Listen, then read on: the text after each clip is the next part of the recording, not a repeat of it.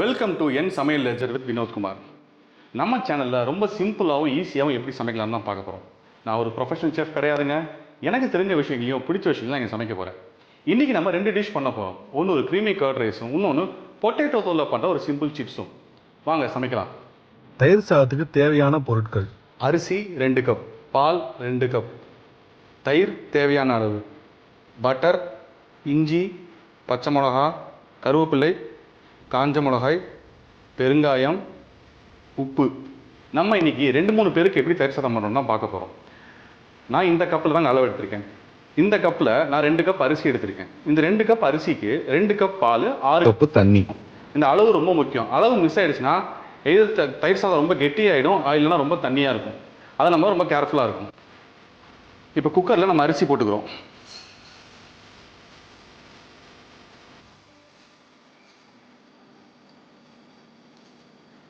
அரிசிக்கு 2 கப் பால்,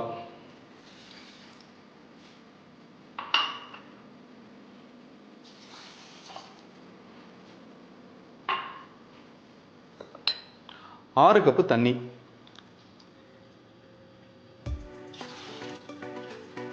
6. நம்ம அரிசி பால் தண்ணி குக்கரில் போட்டாச்சு. இதை 5லேருந்து 6 விசிலுக்கு விடணும். தயிர் சாதத்துக்கு ரைஸ் வேகிற டைமில் நம்ம உருளைக்கிழங்கு தோல் சிப்ஸ் ரெடி பண்ணலாம். வாங்க. இப்போ உங்களுக்கு தேவையான உருளைக்கிழங்கு எடுத்துக்கோங்க. எடுத்துட்டு நல்லா 3-4 தடவை வாஷ் பண்ணிக்கோங்க. நிறைய மண் இருக்கும், ஸோ நல்லா வாஷ் பண்ணால் தான் க்ளீன் ஆகும். ஏன்னா நம்ம தோலில் தான் சிப்ஸ் பண்ண போகிறோம்.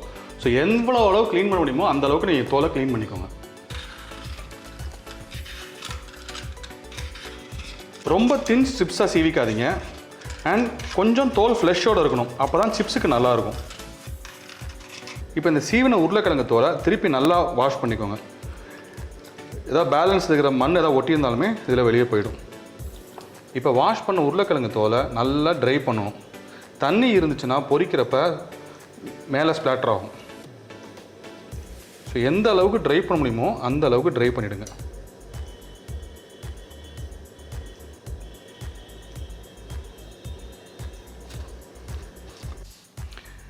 இப்போ தோலை ட்ரை பண்ணியாச்சு. இதை கொஞ்சம் தின் ஸ்ட்ரிப்ஸாக கட் பண்ணிக்கோங்க. ரொம்ப தின் ஸ்ட்ரிப்ஸாக கட் பண்ணாதீங்க, சிப்ஸு கறியிடும். ஸோ எந்த அளவுக்கு தேவையோ அந்த அளவுக்கு மட்டும் கட் பண்ணுங்கள். இப்போ உருளைக்கிழங்கு தோலை நம்ம தின் ஸ்ட்ரிப்ஸாக கட் பண்ணி வச்சாச்சு. இதை நம்ம ஃப்ரை பண்ணலாம்.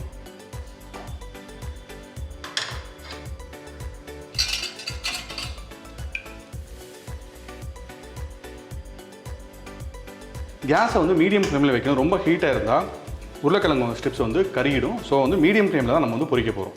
இப்போ எண்ணெய் சூடாயிடுச்சு, உருளைக்கிழங்கு ஸ்ட்ரிப்ஸை பொரிக்கலாம். ஒரு 75% ஃப்ரை ஆனோன்னு எடுக்க ஆரம்பிச்சிருங்க, இல்லைன்னா கருக ஆரம்பிச்சிடும். நல்லா ஃப்ரை ஆயிடுச்சு.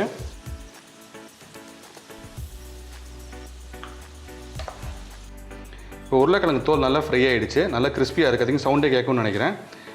இப்போ இதுக்கு சீசனிங்க்கு இதுக்கு தேவையான அளவுக்கு உப்பு, கொஞ்சம் சில்லி பவுடர், கொஞ்சம் பெருங்காயத்தூள், கொஞ்சம் சோம்பு பவுடர், கொஞ்சம் ஜீரக பவுடர்.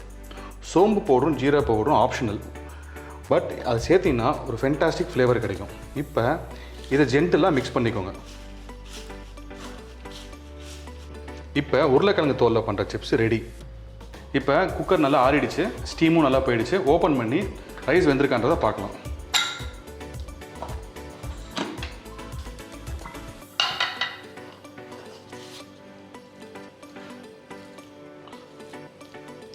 ரைஸ் வந்து நல்லா வெந்திருக்கு, நல்லா மஷி கன்சிஸ்டன்சியில் இருக்குது. இப்போ இதோட என்னென்ன சேர்க்கணுன்றதை பார்க்கலாம். இப்போ சாப் பண்ணி வச்சுருக்க ஜிஞ்சர், அப்புறம் சாப் பண்ணி வச்சுருக்கிற சில்லி,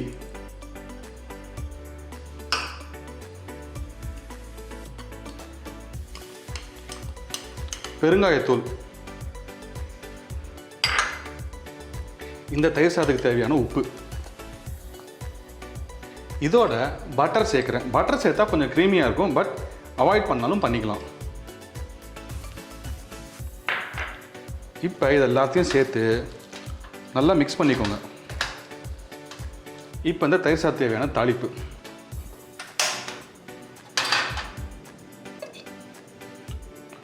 கொஞ்சம் எண்ணெய் ஊற்றிக்கலாம், ரொம்ப வேண்டாம். எண்ணெய் சூடானதும் கொஞ்சம் கடுகு,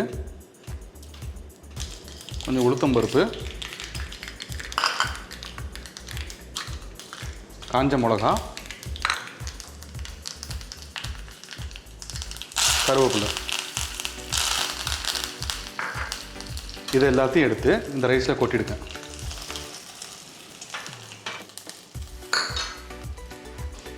இப்போ இதை ஜென்டலாக மிக்ஸ் பண்ணிக்கோங்க.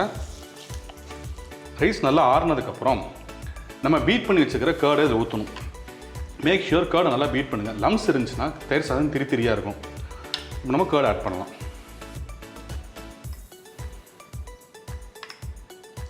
கேர்டு ஊற்றுனதுக்கப்புறம் நல்லா மிக்ஸ் பண்ணிக்கோங்க. கேர்ட் ரைஸ் நல்லா க்ரீமியாக வந்துருச்சு. உங்களுக்கு எந்த அளவுக்கு தேவையோ அந்தளவுக்கு கேர்டு ஆட் பண்ணிக்கோங்க.